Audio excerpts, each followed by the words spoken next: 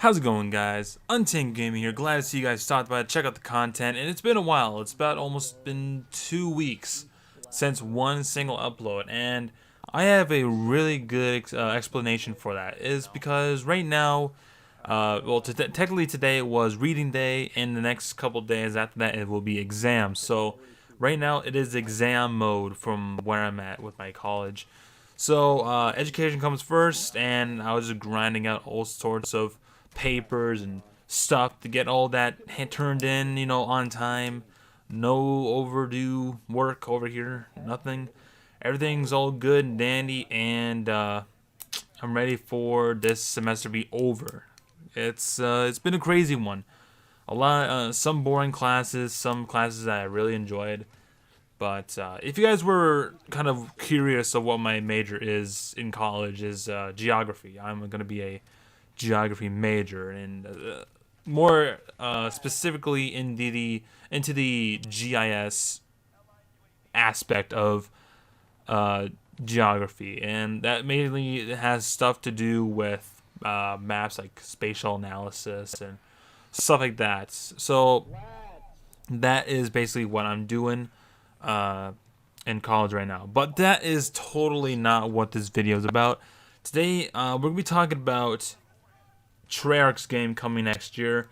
If you guys remember the news from way back that it was supposed to be Sledgehammer's turn to come back after they've released World War II. It was supposed to be their time to shine, and rumors were that they were going to make a Cold War type of Call of Duty game. Supposedly, if I were to guess, that it was supposed to probably move along with the same storyline as World War II, if you guys have played the campaign of that. But mainly, it was supposed to be Cold War. But Activision pulled the plug on them with the development over there, and then they placed Treyarch in charge of development duties.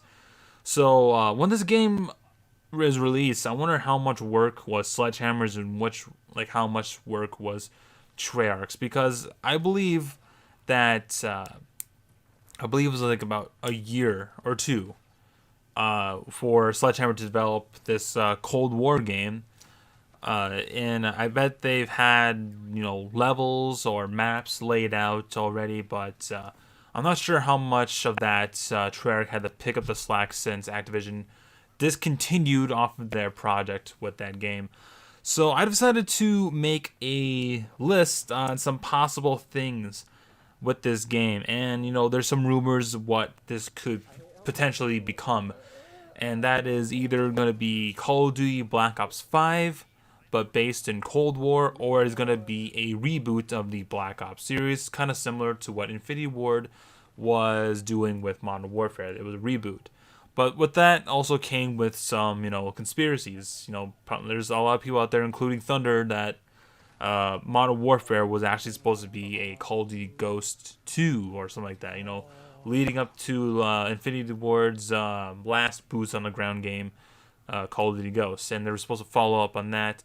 But maybe for marketing, this is what they went with Modern Warfare. And honestly, to all of us who play Modern Warfare, without it being called Modern Warfare, if the game didn't have that title, it would have been dead already, because the devs and to the community or players, there's no synergy whatsoever. There is zero, player to dev feedback and stuff like that. But everybody, it seems like that the one thing that this game needs to be fixed is a skill-based matchmaking. But if I were to name a few more, that would be footsteps, making the mini-map the same as it was, this entire time, and, for the unnecessary changes that the community never even asked for. And this is a game for what Infinity Ward wanted to make. So this is not really our game, it's the game that they wanted to make. It's kind of their game, So very little communication, or synergy or whatever, between dev, Infinity Ward, and the player base here. But so I feel like that if this game were to possibly be a reboot of Black Ops, it would really have a lot of potential. So let's get down to this. So Treyarch pretty much made the only Vietnam Cold War game out there, which was Call of Duty Black Ops, and it was super successful. And arguably, it is on the top of everybody who's been playing Call of Duty in the last decade or so. It is on the top of their favorite Call of Duty games out there. And if they were to reboot the game and make it how it was back then, it could really take off. It would become a huge hit. Sorry for that. And for some other things, the big talk with Modern Warfare right now is skill-based matchmaking, and it has gone it has a really bad negativity, feeling behind that. And I feel like if Treyarch does not want to be with that conversation of skill-based matchmaking being back in this year's or next year's Call of Duty game, they would just not even put it in there, just for public match, that is. So, with that being said, League play would be a nice addition to this new Call of Duty game. You know what Black Ops 2 had with League play?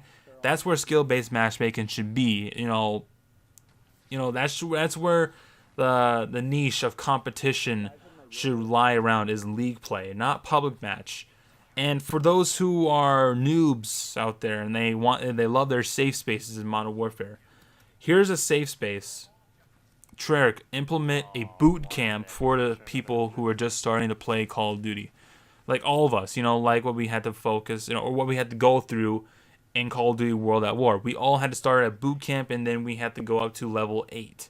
And after level 8, we can't go into boot camp anymore because we've already leveled up so much. It's our turn to take on some of the big guns out there that are out of boot camp, out there.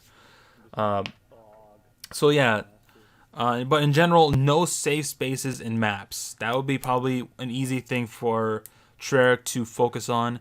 Is basically take the feedback from what people are not liking with Modern Warfare and just put it into your own game. No safe spaces. Give maps some flow. That shouldn't be a problem with Treyarch, because they're always with the 3-lane map system, which is, we're kind of missing that in Modern Warfare, except for Shoot House and Crash and all that. But Crash sucked, so never mind. No 150 health. This was probably one of the big things about Black Ops 4, that I think it was more of a negative than a positive. Super long time to kill, but if you were to bring it down to what was similar in Black Ops, then everything should be good. So yeah, no 150 health unless you have a perk out there that you have body armor, then that would be an exception for 150 health. But in general, default, just keep it at 100. And when it comes down to this, kill streaks, score streaks, or point streaks, Modern Warfare has kill streaks.